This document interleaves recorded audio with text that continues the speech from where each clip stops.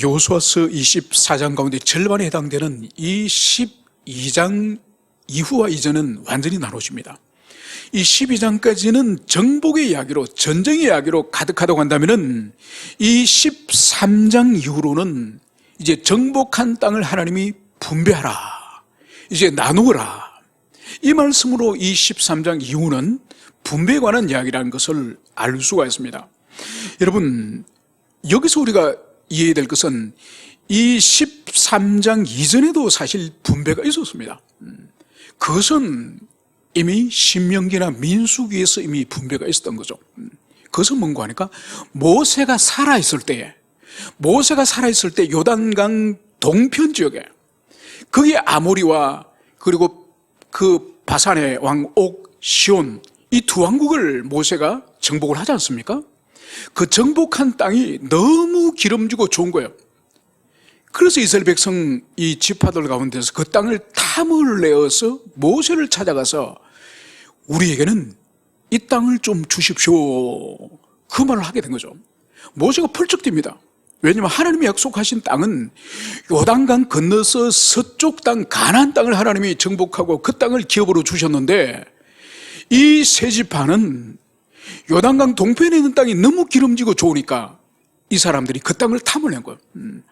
하도 그들이 졸라대니까 이제 조건을 두 가지를 걸은 거죠. 그 사람들이 바로 뭔가 하니까 우리는 요단강을 건너가면은 요단강 서편에 있는 땅은 기업으로 요구하지 않겠습니다. 우리 이 땅으로 충분합니다. 그래서 모세가 뭐라 그럽니까? 너희들이 여기서 주저앉으면 안 된다. 너희들의 처자식과 짐승은 여기에 두더라도 너희들은 이 요단강 서쪽을 정복하는 이 전쟁에 제일 앞장서야 된다. 너희들은 이미 땅을 받았기 때문에 땅을 받지 못했던, 아직 정복하지 못했던 9지파 반과 달리 너희들이 모든 전쟁에 앞장서서 그 땅을 다 정복하고 형제들에게 이제 땅을 돌려주고, 그러고 나서는 너희들이 요단강 동쪽으로 너희 기업으로 돌아가도 좋다. 그래서 이미 요단강 동쪽에서 모세가 정복한 두 왕국의 땅을 이 두 지파 반 여기에게 땅을 분배해 주는 것을 이미 민수기 신명기에서 이미 기술을 하고 있습니다. 그런데 여기서 오늘부터 등장한 이 분배는 요단강을 건너서 요단 서편에 있는 이제 정복한 땅에 대한 그 분배에 관한 이야기라는 것을, 이것을 여러분들이 이해하시기 바랍니다. 여러분, 그런데 이 13장 이후부터는 이 긴장이 떨어집니다. 이 12장까지는 계속 정복이고 전쟁이고 싸움이 계속 있었기 때문에 그 이야기는 흥미진진하고 또 긴장이 있었는데, 이 13장부터 제일 많이 우리가 듣는 것은 뭔가 하니까 땅 이름이에요. 무슨 땅, 무슨 계곡, 무슨 강, 계속 땅의 이야기만 반복되는 것처럼 그렇게 느껴집니다. 그런데 우리 입장으로 볼 때는 오래전에 이스라엘 백성들의 땅 지명이 무슨 우리에게 흥미가 있습니까? 그런데 우리가 3500년을 거슬러 올라가서 지금 이 전쟁의 현장, 이 정복의 현장에 있는 이스라엘 백성의 입장으로 돌아가면은 어느 지파에게는 어느 땅을 주고, 더 그 지파 안에서 어떤 족속에게는 어떤 땅을 주고, 어느 집안에게 어떤 땅을 주고, 여러분, 그 사람들은 귀를 쫑긋 세우면서 자신들이 어떤 기업을 받을 수 있는지 이 관심을 가지 않겠습니까? 그래서 우리가 우리 입장으로 읽고 듣는 것이 아니라 3500년 전에 이 가나안 땅에 들어가서 정복하고 이제 그 땅을 나누는 이 시기에 그 이스라엘 백성들의 이 마음의 설레임과 이 긴장감, 그 긴장감으로 이 13장 이후는 그렇게 우리가 묵상을 하고 살펴봤으면 좋겠습니다. 이제 본문으로 들어가도록 하겠습니다. 오늘 1절에서는 오늘 하나님은 이렇게 말씀을 하십니다. 여호수아가 나이가 많아 늙음에. 여호수아가 나이가 많아 늙었다고 오늘 성경이 말씀을 하고 있습니다. 여러분, 여호수아는 이 요단강을 건너 들어가는, 이 땅을 들어가는 그 시기가 여호수아가 한 95세 정도가 된다고 그렇게 봅니다. 그러니까 갈렙과 여호수아는 나이 차이가 한 10살 정도 차이가 난다고 봅니다. 왜냐하면 여기 보면은 여호수아는 벌써 기력이 쇠해서 전쟁을 수행할 수 없는 노쇠함이 왔는데, 여러분 이 여호수아에게 이 갈렙은 찾아와서 40년 전이나 지금이나 내가 여전히 왕성하다, 이런 말을 갈렙이 하는 걸 볼 수 있죠. 그래서 갈렙이 한 10살 정도 작고, 이 여호수아는 가나안 땅에 들어가는 그 순간 한 95세 정도 된다고 이렇게 보는 것이죠. 그리고 이 정복 전쟁이 7년 동안 이 전역을 치릅니다. 7년 가운데 지금 이 시기는 5년이 지난 시점이에요. 그러니까 이 여호수아가 벌써 100세가 됐다는 것이죠. 여러분 12장까지만 하더라도, 우리가 지금 13장을 지금 시작을 하는데 12장까지만 하더라도 여호수아는 전쟁의 현장에서 지휘를 하고 전쟁에 참전을 했습니다. 그러니까 최근까지 여호수아에게는 그런 기력이 있다는 거죠. 그런데 오늘 이 13장에 와서는 여호수아가 더 이상 전쟁에 직접적으로 전투에 참전하기로는 이제는 불가능한, 그래서 하나님께서 여호수아를 나이가 많아 늙음에, 이 말씀을 하는 것을 볼 수 있습니다. 그래서 최소한 여호수아가 한 100세 이상은 되었다고 보는 것을 우리가 알 수가 있는 거죠. 여러분 이 여호수아는 110세에 죽습니다. 그러니까 지금 이 시기는 이제 이 땅을 떠나기 한 10년 전에 이 시간에 여호수아가 정복을 이제는 중단하고 땅 분배 사역으로 이제 들어갔다는 것을, 이것을 볼 수 있습니다. 여러분 모세는 몇 세에 이 땅을 떠납니까? 모세는 120세에 이 세상을 떠나죠. 그런데 모세는 여호수아가 좀 다릅니다. 여호수아는 나이가 많아 늙었다고 성경이 기록을 하고 있지만은, 여러분 모세가 이제 이 땅을 떠날 그때는 하나님이 모세의 죽음 앞에 어떻게 기술을 하는 거니까 그가 아직 눈이 흐리지 않고 그리고 기력이 쇠하지 아니하더라. 여러분 사람이 기력이 쇠하고 몸이 약해지면 제일 큰 특징 중 하나가 눈이 흐리지 않습니까? 안경을 껴야 되고 나중에는 안경을 껴도 안 보일 정도로 눈이 흐리게 되죠. 그런데 모세는 120세가 되어도 그가 눈이 흐리지 않고 기력이 쇠하지 않았더라. 그러니까 모세는 늙고 쇠약해서 죽은 것이 아니에요. 모세는 40년 동안 이스라엘 백성들을 광야에서 하나님 대신하여 훈련시키고 교육시키고, 그래서 모든 하나님 맡기신 사명을 다했기 때문에, 아직 강건하지만 사명을 다했기 때문에 주님이 데려간 것이지, 이 여호수아처럼 몸이 쇠약해서 이 땅을 떠난 것이 아니라는 것을, 그것을 우리가 이해될 것입니다. 오늘 주님께서는 이 나이가 많고 늙은 이 여호수아를 향해서 하시는 말씀이, 너는 나이가 많아 늙었고 얻을 땅이 매우 많이 남아있도다. 여러분 대조적으로 여기서 지금 하나님 말씀하시죠. 지금까지 모세를 이어서 제2의 모세라 불리는 이 여호수아는 나이가 많아서 벌써 늙어버렸고, 그런데 아직 정복하지 않는 땅이 많이 남았다는 거죠. 아직 많은 땅이 아직 정복하지 않고 남았는데, 지도자 모세는 이제 더 이상 전쟁을 할 수 없는 쇠약한 육체를 가졌다. 이것을 오늘 주님이 말씀하고 있는 것을 여기서 볼 수가 있습니다. 여러분 우리가 12장을 마지막, 이 13장 마지막 그 앞부분 12장을 보면 여호수아가 지금 5년 동안 정복했던 왕국들을 쭉 기술해요. 여러분 모세는 요단강 동쪽에 있는 2개 왕국을 정복했다고 한다면, 여호수아는 지난 5년 동안에 이 요단강 서쪽에 있는 31개 왕국을 정복했어요. 한 번도 패한 적 없습니다. 오직 아이성은 바로 여리고성에 아간이로 하는 사람의 그 죄 때문에 유일하게 한 번 패한 일이 있지만은, 이 31개의 왕국을 정복하는 동안에 한 번도 패한 적이 없는 백전백승의 전쟁을 이 여호수아는 감당한 거죠. 그러면 다 정복을 했는데 왜 주님께서는 이 13장에서는 아직도 얻을 땅이 매우 많다, 왜 이 말씀을 주님이 하실까요? 주님의 말씀이 앞뒤가 안 맞는 것인가요? 그런 것이 아니죠. 여러분 31개의 정복한 왕국은 뭔고 하니까, 이 가나안 서편에 있는 이 왕국들, 이 중요한 왕국들과 그 왕국의 중요 도시들을, 성읍들을, 거점 도시를 정복했다는 뜻이야. 그러니까 그 성읍 안에 있는, 그 왕국 안에 있는 모든 촌락들과 동네들까지 사사시 다 정복했다는 의미가 아니라, 이 거점이 되는 왕국의 거점 도시 중심적으로 정복을 했다는 거죠. 그러면 그 나머지는 뭔가? 바로 주님 말씀하시죠. 아직 남아있는 땅들이 많다. 그래서 아직도 정복되지 않는, 완전히 이 하나님 백성들의 손이 미치지 않는 그런 땅들도 많이 있다는 것을 오늘 주님이 말씀을 하고 있습니다. 그러면서 주님은 이제 아직도 이 서편에 남아있는 정복하지 못한 이 땅들의 이름을, 성읍들을 쭉 이제 말씀을 하십니다. 이게 2절, 3절, 4절, 5절, 6절의 말씀이에요. 그래서 오늘 이 남아있는 땅들의 주요 몇 군데를 우리가 보면은 오늘 2절에서는 블레셋 사람의 모든 지역이라고 말씀하고 있습니다. 그리고 3절에 보면 애굽 앞 시올 시내로부터, 그리고 가나안 사람에 속한 북쪽 에글론 경계까지.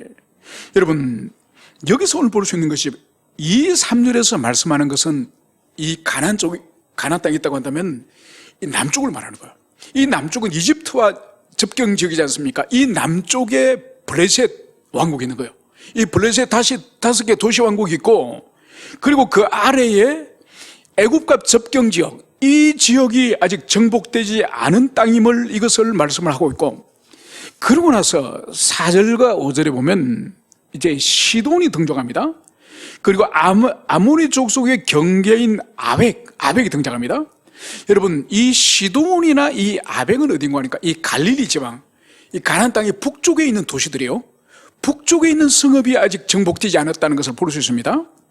그리고 또 여기에 헤르몬산, 이 북쪽에 있는 내륙지방이요, 북쪽의 내륙지방은 아직 정복을 하지 못했고, 그리고 또 시돈 사람의 땅, 이 시돈은 이 북쪽 지중해 해변 이 도시들이에요.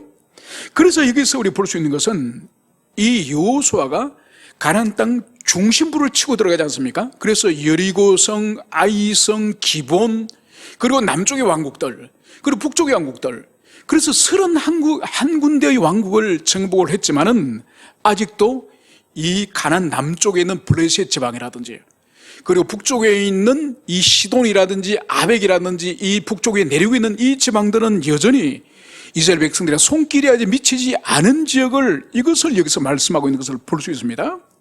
여러분, 그러면서 오늘 우리가 6절을 오늘 주목해 볼 필요가 있습니다. 이 6절은 1절과 관계성 가운데서 해석을 해야 됩니다. 여러분, 1절에서 하나님께서 무엇을 말씀하셨습니까? 너는 나이가 많아 늙었고 얻을 땅이 매우 많이 남아있도다.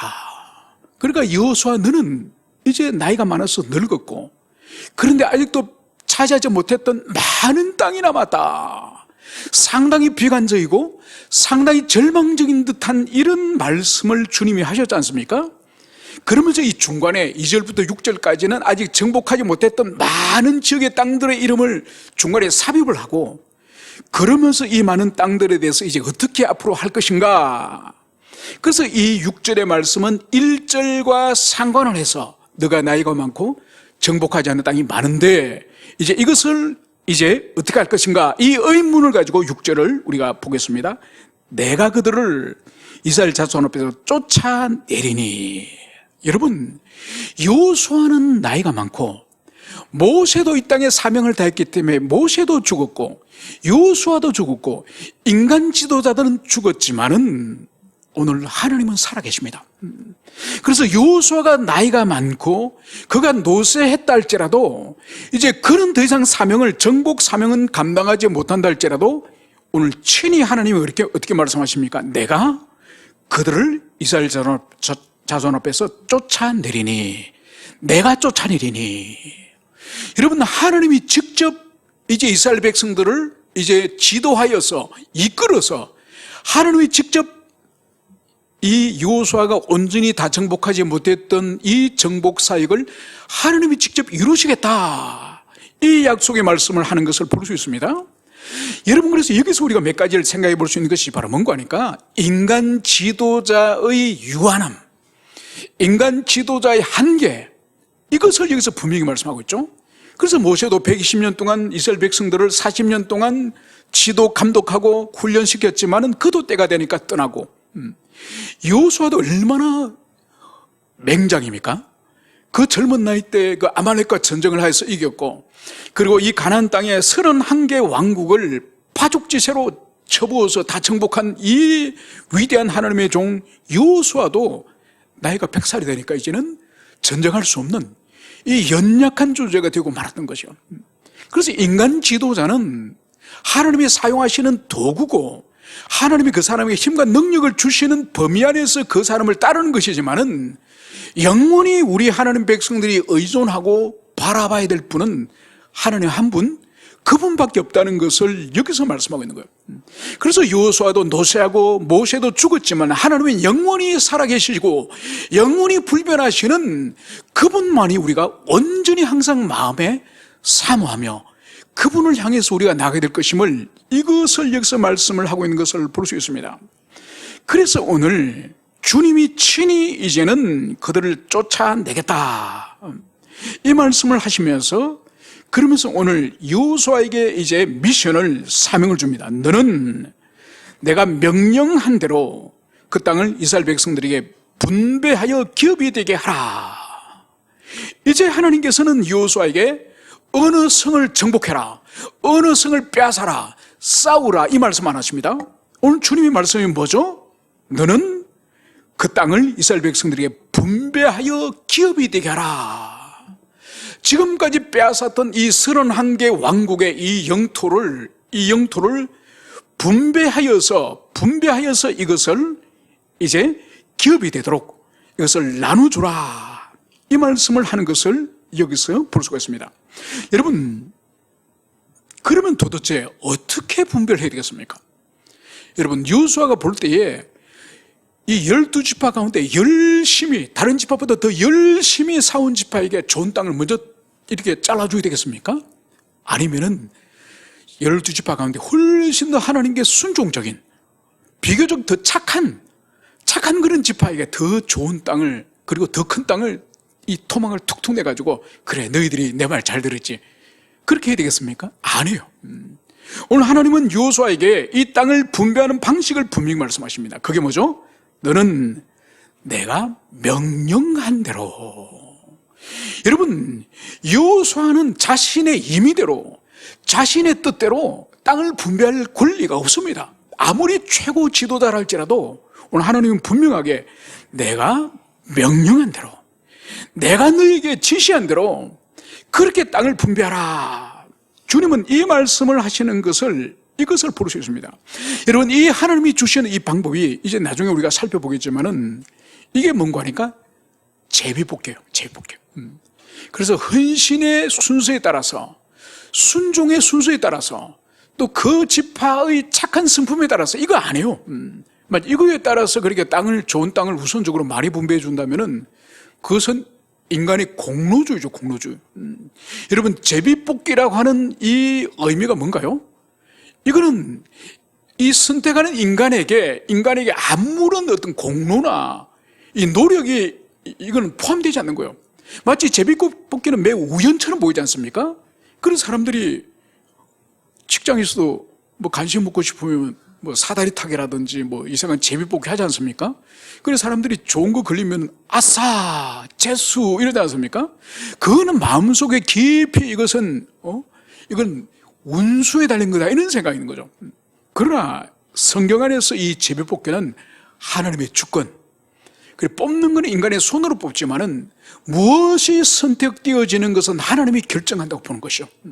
그래서 이 제비뽑기는 인간의 어떤 공로나 인간의 헌신이 참여할 수 없는 전적으로 하나님의 주권과 하나님의 은총이 개입되는 것이 바로 이 제비뽑기 방식인 것을, 이것을 주님께서는 내가 명령한 대로, 바로 하나님이 명령을 주신 대로 그렇게 땅을 분배할 것을 주님께서는 말씀하십니다.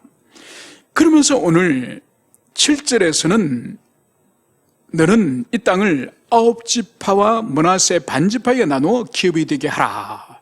여러분, 지금 이 땅이라고 말하는 것은 가나안 이 서쪽을 말하는 거예요. 요단강 서쪽을 말하는 거예요. 그리고 이 서쪽 땅은 9지파와 므낫세 반지파에게 나눠주라. 여러분, 이것은 이미 요단강 동쪽의 땅이 두 지파 반에게 이미 분배되었다는 것을 전제로 하는 거예요. 그래서 이 서쪽의 땅은 오늘 주님께서 9지파와 므낫세 절반의 지파에게 나눠줘서 기업이 되게 하라. 여러분, 지금 하나님께서는 오늘 13장에서 여호수아에게 나누어 주라, 분배하라, 이 분배의 말씀을 주님이 하시는 것을 볼 수 있습니다. 여러분, 전쟁하는 것이 어렵겠습니까? 땅을 분배해 주는 것이 어려울까요? 전쟁하는 것이 훨씬 어렵겠죠. 전쟁을 하다가 이렇게 칼에 맞아 죽을 수도 있고 화살에 맞아 죽을 수도 있고 땀을 흘리면서 달려가고 뛰어가야 되고, 여러분, 전쟁이 물론 위험하고 힘든 일입니다. 여러분, 그러나 분배도 만만치 않습니다. 분배도 쉬운 것이 아니에요. 왜냐하면 전쟁을 함께, 민족이나 집화가 함께 전쟁을 하면 사람들이 한 마음이 돼요. 눈앞에 있는 적들과 싸우기 위해서 함께 이 강한 연대의식을 가지고 연합하여서 전쟁을 싸우기 때문에 전쟁을 통해서는 마음이 찢어지거나 나누어지는 일들은 별로 없어요. 그런데 이미 차지한, 이미 정복한 이 땅을 이제 모든 지파가 승복할 만큼의 땅을 함께 나누어 가지는 이것은 매우 어려워요. 그래서 전쟁할 때 한 마음이었던 이 공동체가 분배할 때 있어 나누어지는 것을 많이 볼 수 있습니다. 여러분, 그 이괄의 난이라고, 인조 2년 때 이괄의 난이라고 했습니다. 이게 뭔가 하니까, 이괄이라는 이 사람이 인조가 광해군을 몰아내고 반정을 일으키지 않습니까? 이 반정을 일으킬 때에 이괄이 큰 공을 세웠습니다. 그런데 나중에 농공행상 때 이괄이 1등 공신이 아니라 2등 공신이 된 거예요. 2등 공신이 되고 저기 북쪽에 병마절도사로 북쪽으로 간 거예요. 이 한양에 남아있어야 되는데, 그래서 이 사람이 불만이 많았던 거죠. 불만이 있었는데 누가 이 불만의 이야기를 듣고 이괄이 반란을 지금 일으킬 준비하고 있다, 이 말을 만들어서 붙들어 온 거예요. 그러니까 할 수 없이 이괄이 반란을 안 일으킬 수가 없는 거예요. 반란을 일으킬 마음은 사실 없는데 자기는 1등 공신이 될 줄 알고 기다렸는데 2등 공신이라는 거야. 그래서 너무 억울해가지고, 나는 1등 공신감인데, 이런 말을, 반란이라고 말을 왜곡을 해가지고 신고를 해버린 거죠. 이 궁지에 몰리니까 어떡합니까? 할 수 없이 반란을 일으킨 거예요, 자기가. 물론 조선 500년 역사 가운데 이 반란을 통해서 왕이 도망간 거는 이괄의 날이 최초예요. 그 정도로 강력한 왕이 쫓겨날 정도로 반란이 일어났지만 결국 이괄이 죽습니다.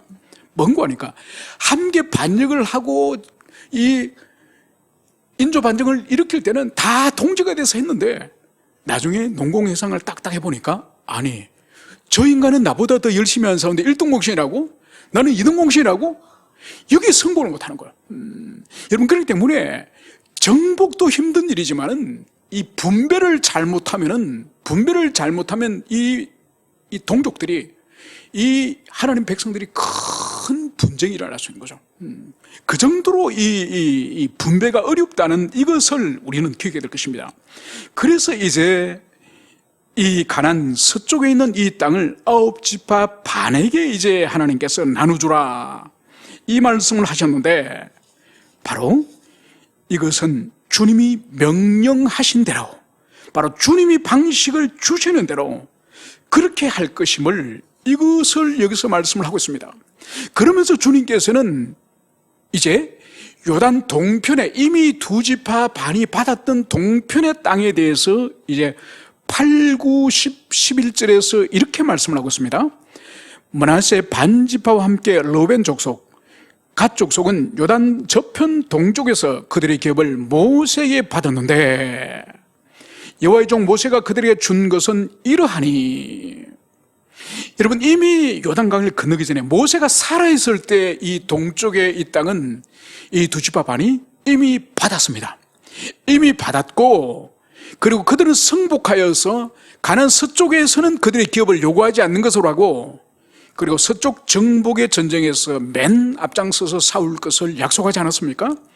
그래서 이 8절부터 11절까지는 이제 요단 동쪽에 있는 기업의 이 성읍들을 쭉 이제 나열을 하고 있습니다.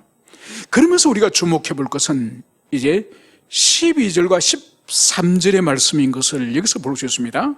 곧 러바의 남은 족속으로서 아스타롯과 에드레이에서 다스리던 바사낫 옥의 온 나라라. 모세가 이 땅의 사람들을 쳐서 쫓아냈어도, 그러니까 이 요단 동쪽에 있을 때에 모세가 이 땅의 이 족속들을 다 몰아낸 거예요. 문제는 이 몰아낸 것을 13절에 보면 거술 족속과 마가 족속은 이스라엘 자손이 쫓아내지 아니하였으므로 거술과 마갓이 오늘까지 이스라엘 가운데 거주하니라. 여러분, 모든 그 땅에 있는 그 원주민들을 다 쫓아내라고 주님 말씀하셨습니다. 거기에 순종해서 모든 그 땅에 남아있던 원주민들을 쫓아냈으면 얼마나 좋았을까요? 문제는 오늘 성경이 분명히 말하죠. 거술 족속과 마가 족속을 쫓아내지 아니하였더라. 여러분, 왜 그들이 쫓아내지 아니하였는지 이유는 설명하지 않습니다. 그들이 두려웠던지, 아니면은 그 정도 쫓아내지 않더라도 자신들이 가지고 있는 땅으로 충분히 넉넉하게 살 수 있을 것 같아서 그냥 그들을 무시하고 내버려 뒀던지, 아무튼 이들이 불순종했습니다. 그래서 그 땅에 거술 족속과 마가 족속을 여전히 남겨준 채로 이들이 지금까지 현재까지 이 여호수아서가 기록되는 이 시기까지 그들이 함께 거주하였다는 것을 이것을 여기서 보여주고 있습니다. 여러분, 하나님께서는 민수기 33장 55절에서 이제 가나안 땅에 들어가면 너희들이 어떻게 될지, 특히 그 땅 원주민들을 어떻게 될지 이 33장 55절에서 주님은 이렇게 신신당부합니다. 너희가 만일 그 땅의 원주민들을 너희 앞에 몰아내지 아니하면 너희가 남겨둔 자들이 너희 눈에 가시와 너희의 옆구리를 찌르는 것이 되어 너희를 괴롭게 할 것이고.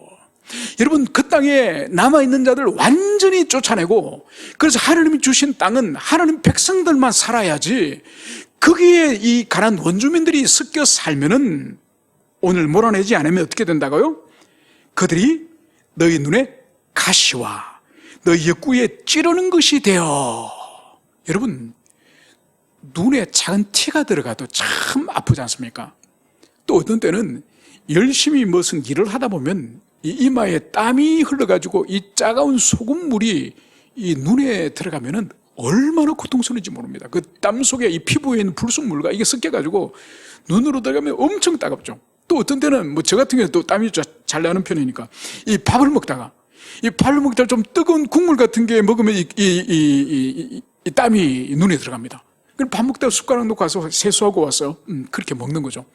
여러분, 땀이나 티끌이나 이런 불순물이 눈에 들어가도 고통스러운데, 오늘 남겨둔 이방인들의 이 원주민들의 역할이 뭐라고요?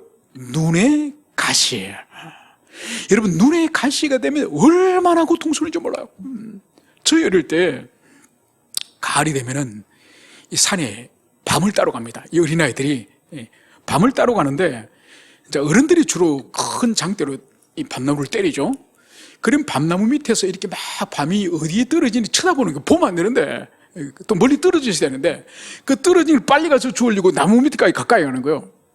그래서 저랑 저의 바로 위에 형이랑 이 나무 아래에 있다가, 저는 이마에 맞았습니다. 이마는 좀 괜찮아. 저 형은 쳐다보고 눈에 맞았어요. 그래 안 까가서 이거를 빼내기까지 막 밤마다 우는 거예요. 며칠을 울었어요. 그래서 안과에서 결국 뽑아냈는데, 여러분, 얼마나 고통스러운지 몰라요. 여러분, 남겨둔 이방인의 존재, 남겨둔 그 땅의 원주민의 존재가 바로 눈에 가시가 되고 옆구리 찌르는 가시와 같은 그런 존재가 된다는 거. 이것은 이후로 이 가나안 동쪽에 있는 이 두 지파 반의 이 이스라엘 백성들이 얼마나 고통을 당하는지 모릅니다. 얼마나 이 남겨준 이 원주민들에서 환난을 당하고 수백 년 동안 고통을 당하는 거예요. 여러분, 이 본문은 우리들에게 영적으로 큰 인사이트를 우리에게 제공합니다.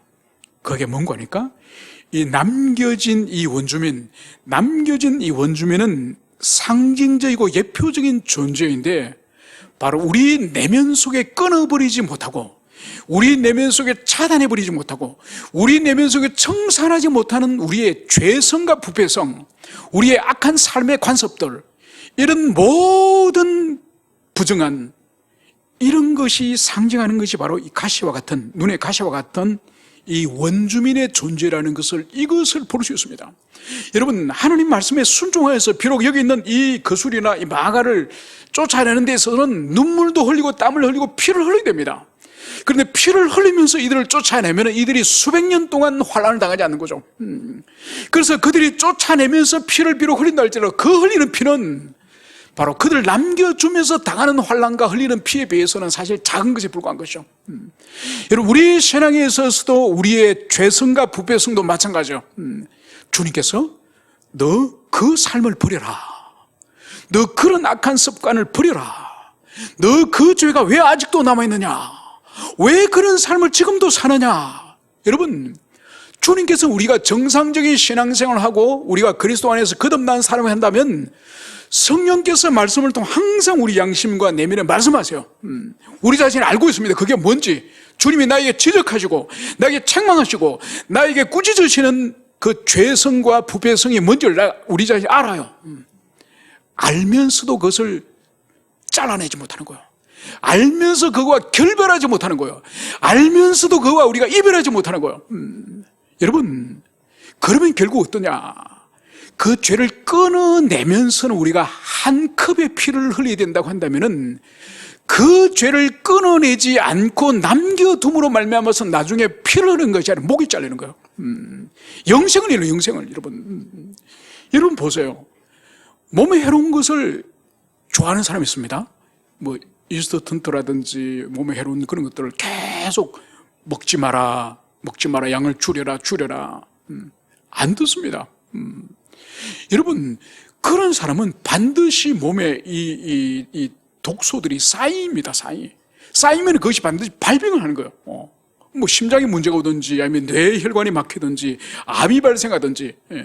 여러분, 건강할 때 평소 식단을 관리하고 음식에 대해서 탐욕을 부리지 말고 절제하면서 살면은 병원 가서 배가를 일이 없습니다. 의사 선생님이 아이고 암 3기네요. 말기네요. 임종을 준비하십시오. 여러분, 이런 소리 들을 필요 없는 거예요. 여러분, 그래서 오늘 이 거술 족속과 마가 족속을 남겨두는 것이 이스라엘 백성들에게 얼마나 이것이 큰 불행인지.